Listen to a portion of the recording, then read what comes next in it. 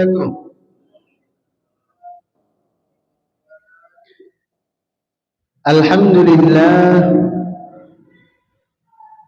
الحمد لله الذي بنعمته تتم الصالحات، والصلاة والسلام على سيد السادات وعلى آله وأصحابه أهل الفضائل والكرامات. قالوا سبحانك لا علم لنا إلا ما علمتنا إنك أنت العليم الحكيم. رب اشرح لي صدري ويسر لي أمري واحلل عقدة من لساني يفقهوا قولي. رضينا بالله ربا وبالإسلام دينا وبمحمد نبيا ورسولا أما بعد. Yang kami hormati segenap pengurus Dewan Kemakmuran Masjid Baitus Salam, yang kami muliakan Bapak Imam Masjid Baitus Salam, para alim ulama serta seluruh jamaah, Bapak Ibu yang hadir pada malam hari ini.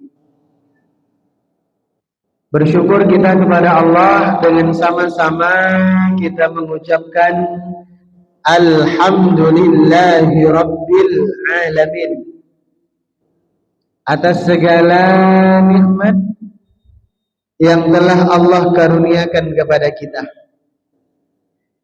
Bersalawat kepada Rasulullah dengan kita mengucapkan Allahumma salli ala Sayyidina Muhammad wa ala ali Sayyidina Muhammad. Jamaah Bapak Ibu yang dimuliakan oleh Allah, alhamdulillah pada malam hari ini seperti biasa, setiap Ahad ba'da maghrib, sembari kita menunggu waktu salat Isya, kita manfaatkan waktu yang sedikit ini untuk menambah wawasan keislaman kita. Malam hari ini mestinya tematik kita melanjutkan tafsir Al-Quran, tapi di berbagai masjid termasuk nanti malam lepas Isya, kami diminta untuk menyampaikan tentang kurban. Karena minggu depan kita sudah takbiran, Senin pagi kita sudah salat Id dan menyembelih hewan. Di berbagai masjid kami diminta untuk menyampaikan spesifik tentang kurban sebagai bekal. Jangan sampai kita sudah melakukan ibadah sementara tanpa didasari ibadah itu dengan ilmu, maka menjadi sia-sia. Jangankan ibadah yang berbayar, ibadah yang gratis saja, salat misalnya, kan kita salat tidak bayar. Puasa juga gratis, kita nggak perlu bayar. Ibadah yang gratis saja jika tanpa kita bekali dengan ilmu yang cukup, maka besar kemungkinan tidak sah. Dan kalau tidak sah, gampang mengulangnya. Misalnya salat ternyata batal, tinggal kita ulang lagi salatnya. Puasanya batal, tinggal kita ganti di luar Ramadan. Tapi kalau semisal kurbannya batal, maka butuh keluar dana lagi untuk melakukan ibadah kurban. Maka spesial malam hari ini, mudah-mudahan di antara jamaah yang hadir ini ada panitia kurban juga, supaya nanti kita melayani umat, melayani jamaah betul-betul dibekali dengan ilmu yang cukup. Karena menjadi panitia, baik itu kurban atau zakat, itu pahalanya besar sekali. Tapi resikonya juga besar. Pahalanya besar sebab sudah mengakomodir jamaah. Bapak Ibu yang mau kurban, harga kambing sekian, harga sapi sekian, pengumpulan terakhir hari sekian, jam sekian, nanti akan disembelih hari ini jam sekian misalnya. Sudah mengkoordinir. Siapa yang menerima dagingnya, berapa jumlah satu kantong daging itu. Pahalanya besar. Setiap yang terlibat pada proses penyembelihan hewan kurban, semuanya mendapatkan pahala yang sangat besar. Tapi risikonya juga besar. Ketika ada kesalahan mengenai pelaksanaan ibadah kurban, maka yang bertanggung jawab semuanya itu panitia. Kalau sah dan sempurna, panitia kebagian pahalanya. Kalau batal, maka panitia juga menanggung dosanya. Maka malam hari ini kita kaji. Tapi kalau kita sebut, mulai dari pahalanya, sejarahnya, terlalu panjang, waktu tak cukup. Kami sengaja merangkum beberapa pertanyaan dari jamaah mengenai kurban. Di sini ada saya catat 15 poin. 15 pertanyaan yang kerap kali ditanyakan oleh jamaah perihal ibadah kurban. Kalau nanti tidak sempat tersampaikan semua, kita buka sesi diskusi. Atau mungkin ada pertanyaan-pertanyaan dari jamaah yang belum saya rangkum di sini, nanti kita diskusi bersama. Mulai dari pertama dahulu. Apakah benar ketika masuk bulan Dzulhijjah kemarin ya, tanggal 8, itu tanggal 1 Dzulhijjah. Sekarang tanggal 9. Oh, sudah 3 Dzulhijjah hari ini. Karena kan maghrib itu pergantian kalender. Tadi sore itu masih 2 Dzulhijjah. Lepas maghrib itu sudah masuk 3 Dzulhijjah.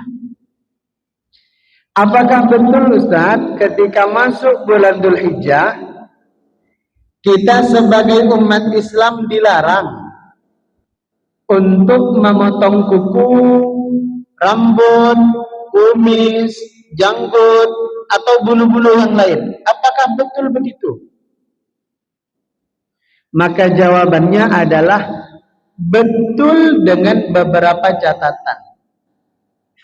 Pertama, larangan untuk tidak potong kuku dan tidak potong bulu seluruh tubuh mulai dari kepala sampai kaki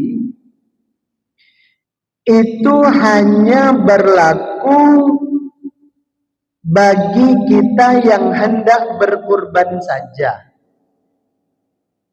Misalnya ada nih dari Bapak Ibu yang hadir nih, sudah berencana kurban esok hari Senin, minggu depan, entah udah antar kambing apa belum, entah udah setor uangnya kurban atau belum, tapi sudah mantap di hati mau berkurban. Maka sejak kemarin tanggal 8, Bapak Ibu disunnahkan untuk tidak potong kuku dan bulu di tubuh. Sampai kapan? Sampai nanti hewan kurban kita disembelih, yaitu pada tanggal 10 Dzulhijjah. Makanya kemarin saya sudah wanti-wanti, potong rambut duluan sebelum masuk Dzulhijjah. Kan yang disunahkan ketika masuk Dzulhijjah. Sebelum Dzulhijjah silakan mau potong kuku, bulu, rambut silakan. Tapi kalau sudah masuk Dzulhijjah tidak boleh. Bagi yang berkurban. Kalau tidak berkurban tidak dikenakan larangan ini. Misalnya sekeluarga ada 5 orang. Istri, suami, anak 3. Yang berkurban hanya suaminya saja. Maka yang dilarang untuk potong kuku dan rambut di tubuh hanya suami. Istri boleh silakan, anak boleh silakan. Catatan berikutnya, larangan ini hanya berlaku dan statusnya hukumnya sunnah, tidak sampai kepada level haram.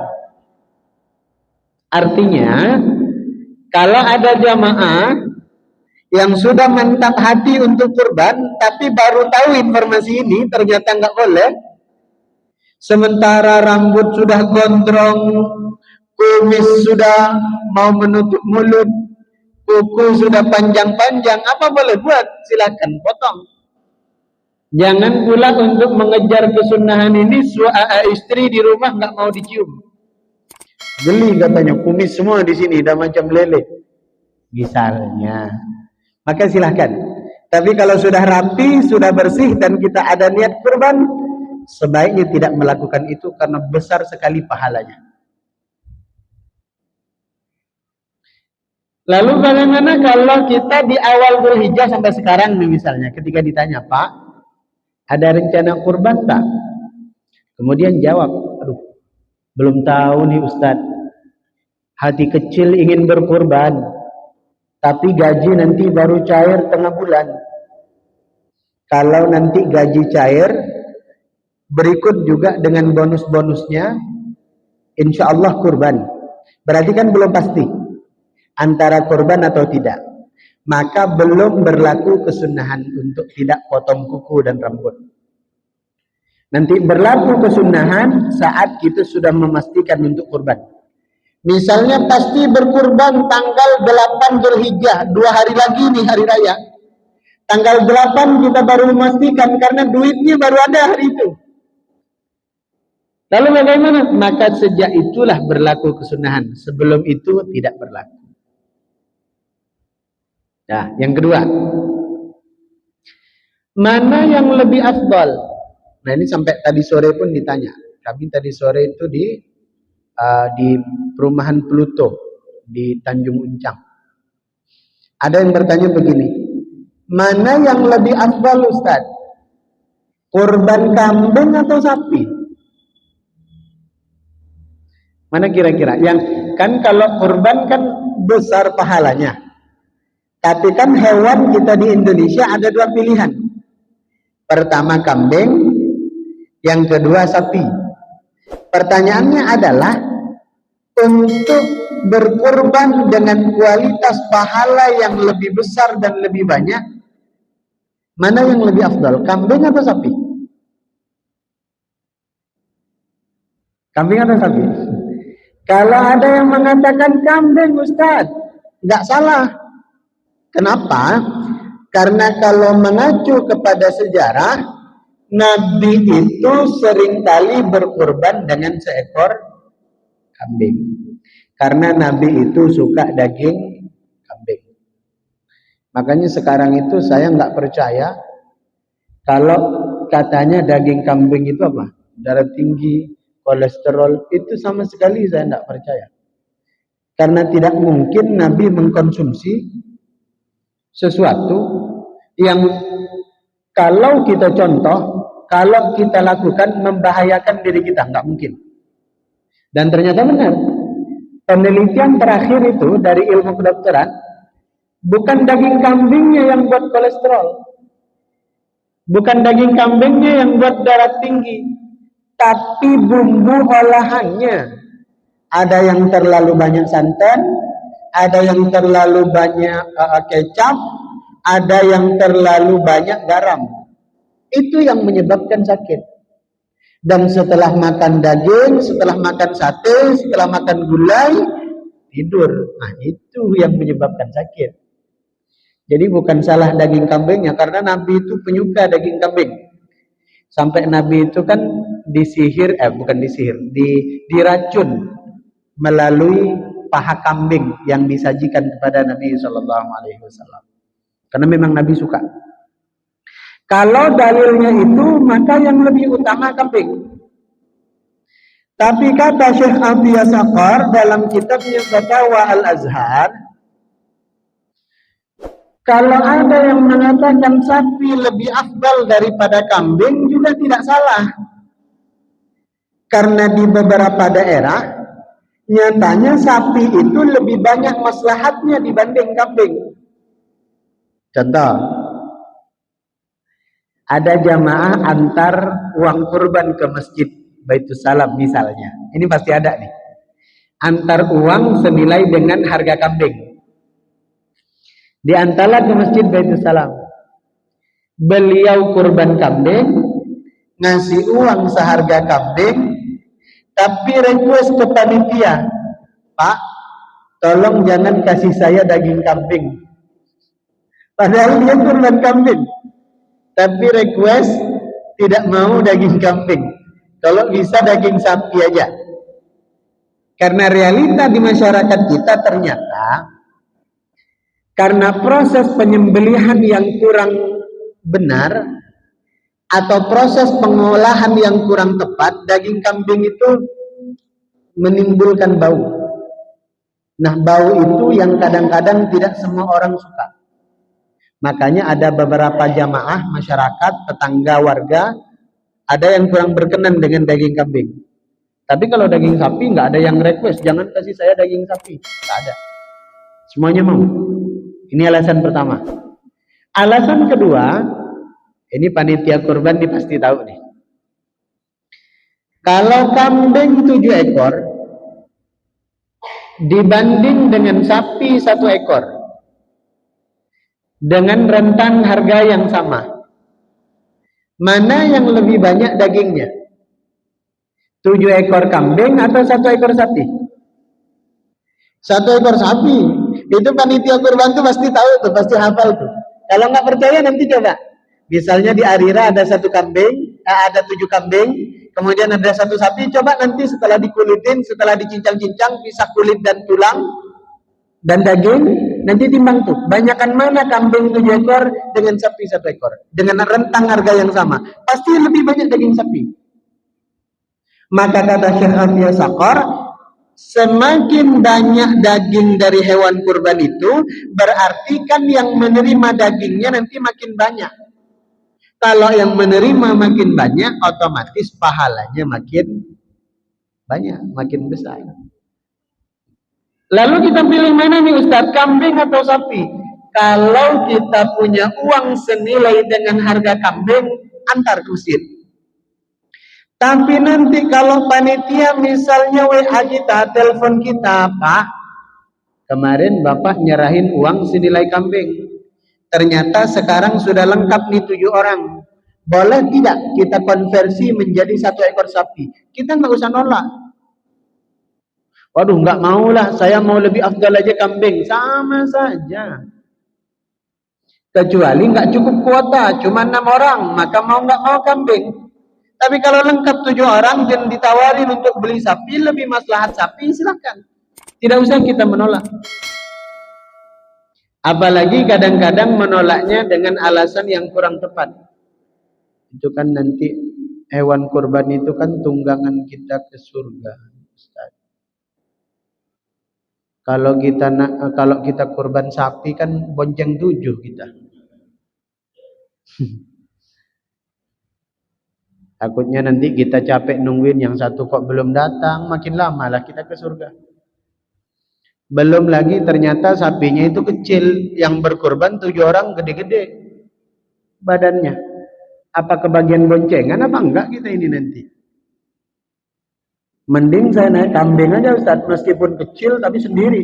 Nggak perlu nunggu-nunggu yang lain, nggak perlu boncengan sama siapa-siapa. Nggak begitu. Yang dimaksud itu adalah bukan kita naik kambing atau naik sapi, bukan. Tapi pahala dari ibadah kurban kita itu yang mempercepat sampainya nanti kita ke surganya Allah Subhanahu wa taala. Pahalanya, bukan hewannya. Karena nanti di akhirat nggak ada kambing. Di akhirat nanti nggak ada sapi. Yang dibangkitkan nanti di akhirat itu hanya manusia. Hewan-hewan yang lain itu jadi turaba, jadi debu semuanya. Nggak dihisap, nggak diminta tanggung jawab. Dah, berikutnya. Kalau memilih lebih afdal kambing karena tak cukup mau beli sapi, silahkan. Lengkap 7 jamaah mau dikonversi menjadi sapi, bagus. Pertanyaannya adalah berikutnya. Kalau kita sekeluarga hanya sanggup beli 1 ekor kambing, boleh nggak 1 ekor kambing ini atas nama satu keluarga? Bapak fulan, ibu fulanah, sama anaknya 5 orang, total 7 orang. Karena kalau beli sapi nggak sanggup biaya, akhirnya berkorban kambing atas nama 7 orang. Boleh atau tidak? Pertama, mayoritas pendapat ulama Syafi'i, Maliki, Hambali, sepakat ulama mengatakan, kata Nabi sallallahu alaihi wasallam, sahabat meriwayatkan, naharna ma'a Rasulillah sallallahu alaihi wasallam. Suatu hari kami berkurban bersama Nabi sallallahu alaihi wasallam. Dan saat itu Nabi bersabda, al-baqarata an sab'atin, satu ekor sapi untuk 7 orang, al-badana ta'an sab'atin, 1 ekor onta untuk 7 orang. Maka melalui hadis ini mayoritas ulama menyimpulkan 1 ekor sapi, kerbau atau onta hanya boleh atas nama maksimal 7 orang. Sementara kambing, domba dan sejenisnya hanya boleh maksimal atas nama 1 orang. Lalu bagaimana kalau ada yang mengatakan, wah nggak betul itu, nggak ada batasan 1 kambing mau 1 keluarga juga nggak masalah. Itu salah atau tidak? Tidak. Itu pendapatnya mazhab Hanafi. Tapi perlu digaris bawah, yang disepakati oleh para ulama mayoritas adalah atas namanya 1 orang saja, tapi kalau mau dihadiahkan pahalanya kepada selain 1 orang itu boleh. Sapinya atas nama maksimal 7 orang, tapi kalau mau dihadiahkan ke lebih dari 7 orang boleh. Jadi 1 orang atau 7 orang itu atas nama saja. Jadi jangan kita datang ke masjid Baitus Salam, kita bawa uang kambing 3.500.000, dicatat sama panitia, Bu, mau kurban apa? Kambing, Pak. Ya. Atas nama siapa? Saya, suami, anak, sepupu, menantu, mertua, orang tua.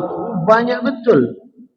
Jadi atas namanya 1 orang saja kalau kambing. Tapi saat kita menyerahkan uangnya atau kita membeli sendiri hewan kurbannya dan kita antar, saat itu juga ucapkan niat dalam hati, ya Allah, terimalah hewan kurban ini pahalanya dari saya dan dari istri saya dan dari anak saya misalnya. Boleh. Mau atas nama siapa aja nggak masalah. Karena nanti timbul simpang siur di tengah masyarakat. Apalagi peserta kurban ditulis di papan pengumuman, ada kurban 1 kambing tapi kok atas namanya 1 RT nih, banyak sekali. Maka kalau dihadiahkan boleh, tapi atas namanya 1 saja. Karena itu pendapat mayoritas ulama. Dan dalilnya jelas. Berikut, setelah hewan kurban itu disembelih, apakah orang yang berkurban itu berhak atas daging hewan kurbannya? Berhak dengan syarat. Syarat pertama, misal saya berkurban di Masjid Baitus Salam, entah kambing, entah sapi, maka saya sebagai yang berkurban berhak atas daging kurban dengan syarat. Syarat yang pertama, maksimal daging kurban yang saya peroleh 30% maksimal. Lebih dari 30% haram. Maka kalau ada warga, ada jamaah yang datang ke panitia kurban terus ngomong, Pak, ini saya mau kurban kambing, Nanti setelah disembelih kambing saya minta tolong ya, empat pahanya itu antar ke rumah. Nah, sama daging rusuknya juga saya mau bikin sup. Nah, kepalanya enak juga itu ditongseng. Mending kita antar aja ke rumah dia hidup-hidup, sembelih sendiri. Maksimal 30%, nggak boleh lebih. Terlalu banyak melebihi 30% nggak boleh, atau sama sekali tidak menerima juga nggak boleh.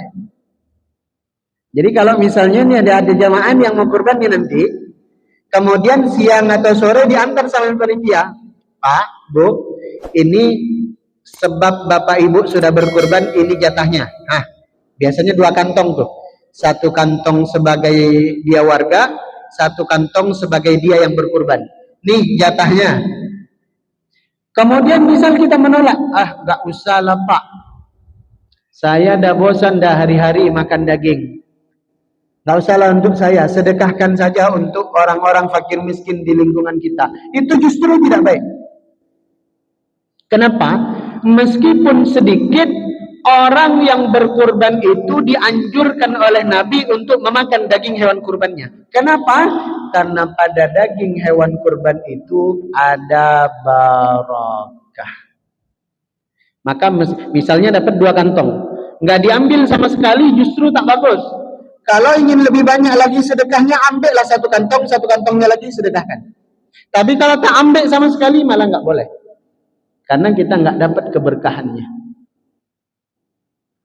Syarat berikutnya, orang yang berkurban berhak atas daging kurbannya jika kurban yang dimaksud adalah kurban sunnah. Kalau kurban wajib, maka tidak boleh menerima sedikit pun dari hewan kurban ini. Maksudnya kurban wajib tuh gimana Ustaz?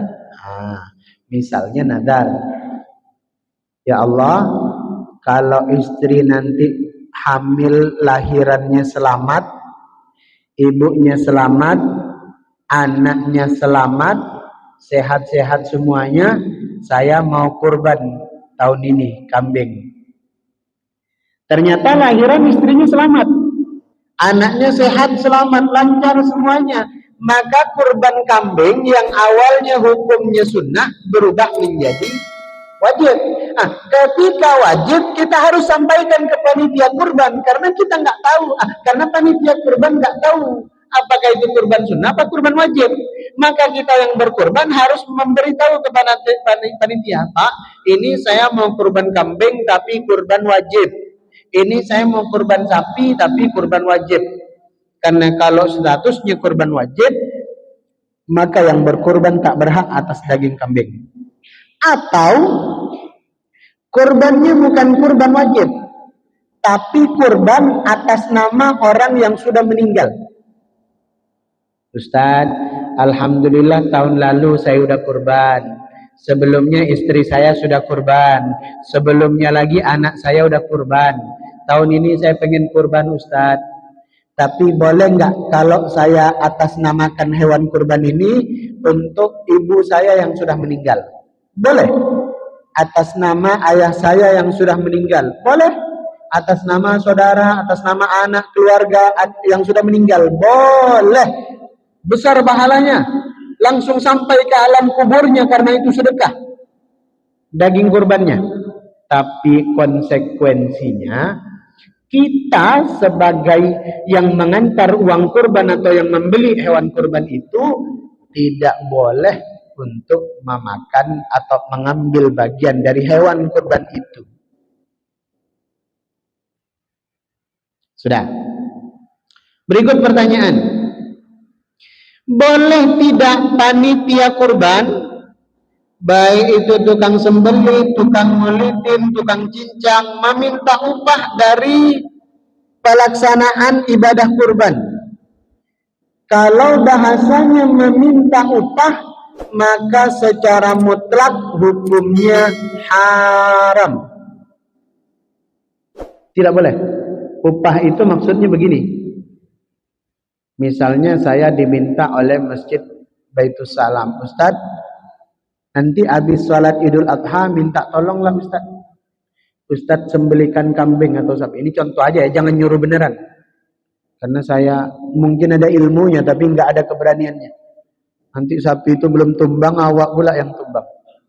Jadi ini contoh aja. Jangan suruh saya untuk sembelih.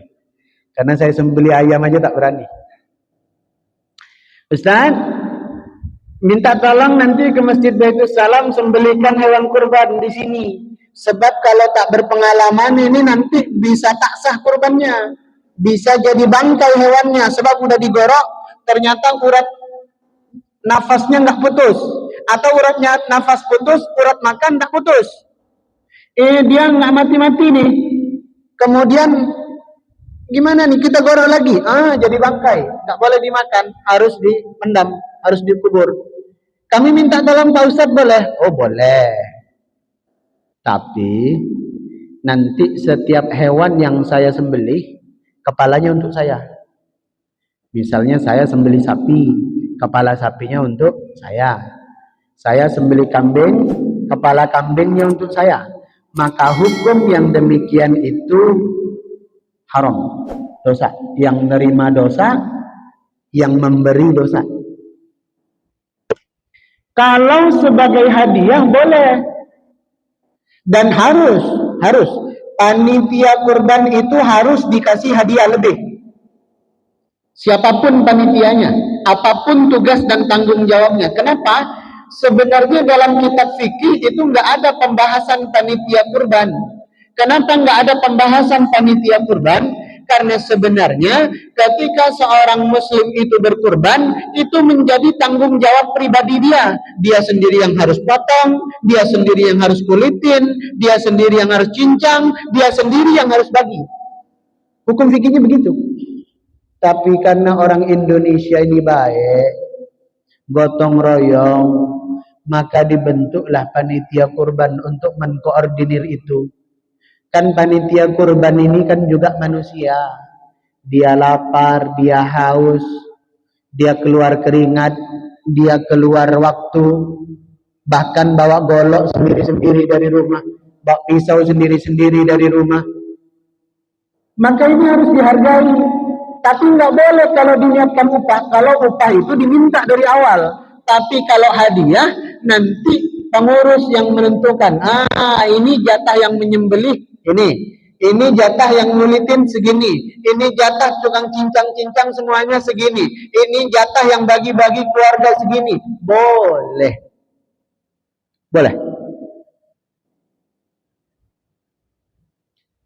Berikutnya yang tidak boleh adalah, ini mudah-mudahan bisa lebih berhati-hati. Tidak boleh menggunakan uang kurban untuk kepentingan apapun selain membeli hewan. Misalnya kita catat di spanduk nih, harga kambing 3.500.000. Terus di bawahnya nggak ada keterangan apa-apa, pokoknya kambing aja 3.500.000. Maka saat nanti jamaah datang ke kita, bayar 3.500.000, maka 3.500.000 ini haram, nggak boleh diotak-atik untuk keperluan apapun. Boleh nggak Ustadz 100.000 diambil untuk beli rumput 1 hari sebelum penyembelihan? Nggak boleh. Boleh nggak Ustadz untuk hari H nanti beli teobeng kan panas itu Ustadz capek? Nggak boleh. Boleh nggak Ustaz nanti untuk beli kantong kresek dibagi-bagi nanti dagingnya ke masyarakat, kan butuh kantong, butuh timbangan juga itu Ustaz? Nggak boleh. Warga kita nggak ada golok yang proper Ustaz, ada tajam tapi kecil, ada gede tapi nggak tajam. Kita butuh yang gede sekaligus tajam. Boleh nggak ambil dari uang kurban beli golok? Nggak boleh. Harus murni beli hewan kurban. Bahkan kalau ada sisa, misalnya udah ditulis nih 3.500.000. Ternyata panitia pas datang ke kandang negonya bagus. Dapat harga misalnya 3.400.000. Berarti kan masing-masing jamaah lebih 100. Itu harus dikembalikan kepada jamaah yang bersangkutan.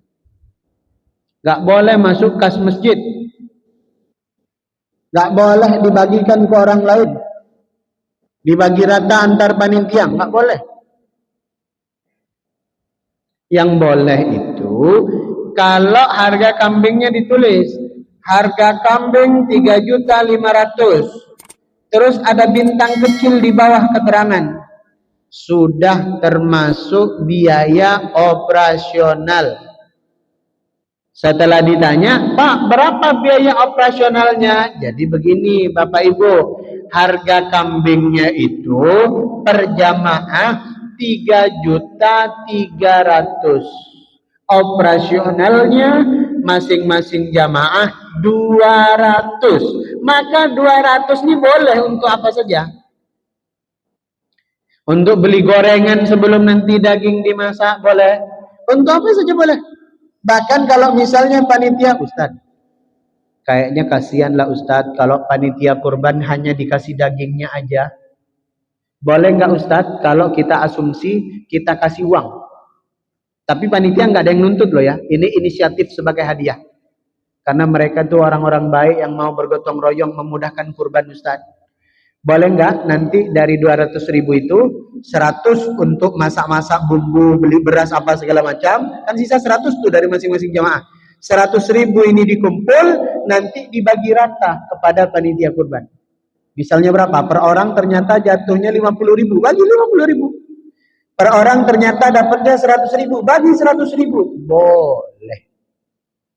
Asal tak diambil dari anggaran hewan kurban.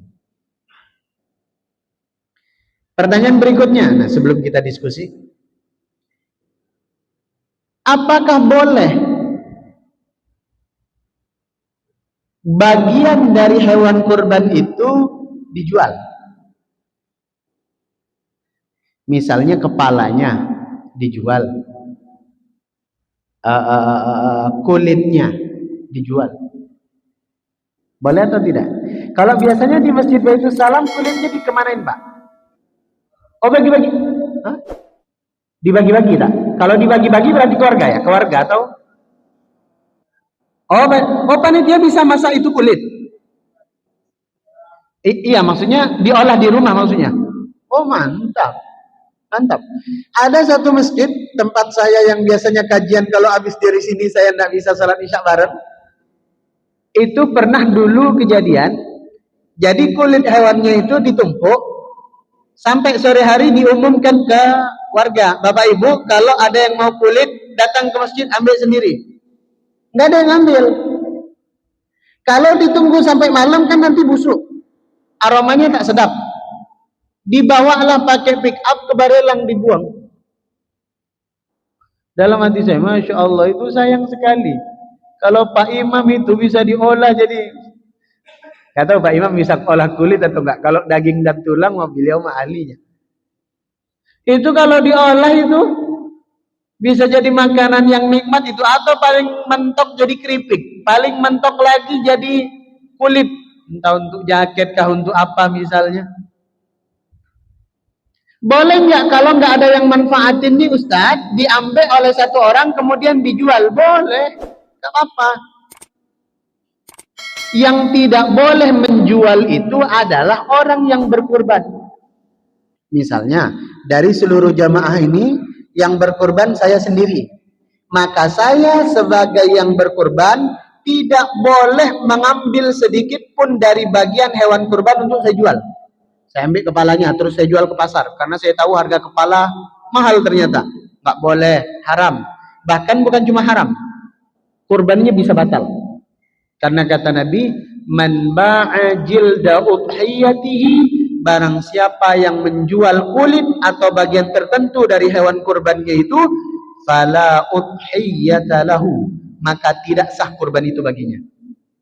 Jadi batal kurbannya. Hangus uang 3.500.000 itu. Kalau dijual oleh orang yang berkurban. Tapi kalau yang menjual itu bukan peserta kurban, misalnya beliau panitia kurban, tapi beliau nggak ikut kurban, kemudian beliau menjual kulitnya daripada mubadir, nggak masalah. Kepalanya dijual karena nggak ada yang mau masak, pancinya di rumah nggak ada yang segede kepala sapi misalnya.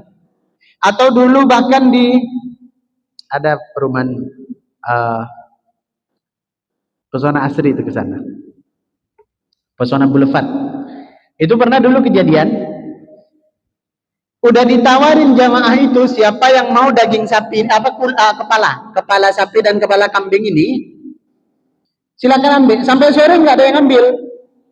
Akhirnya kepala kambing dan sapi itu dititipkan ke, dulu di depan itu ada sate Kendal. Di depannya Pesona Boulevard itu ada sate Kendal. Kan mereka punya kulkas yang besar itu kan, kulkas freezer itu. Nah harapannya biar ditaruh di dalam freezer itu. Ternyata dititip di situ, nggak ditaruh di dalam freezer. Pagi berulatlah kepala itu. Kan jadi mubazir. Itu kalau dijual satu kepala sapi itu 200.000, satu kepala kambing itu 100.000 kalau dijual. Apa nggak mubazir itu? Boleh, silakan dijual kalau memang nggak ada yang mau masak, dijual. Tapi dengan syarat uang hasil penjualannya tidak boleh untuk kas masjid. Hanya boleh untuk misalnya fakir miskin, boleh. Atau dibagi-bagi kepada panitia kurban, boleh. Boleh, silakan. Yang penting yang menjual itu bukan yang berkurban. Wallahu a'lam bishawab. Sebelum kita tutup, ada tanya jawab? Silakan Pak. Terutama tentang kurban nih, kita fokus ke kurban.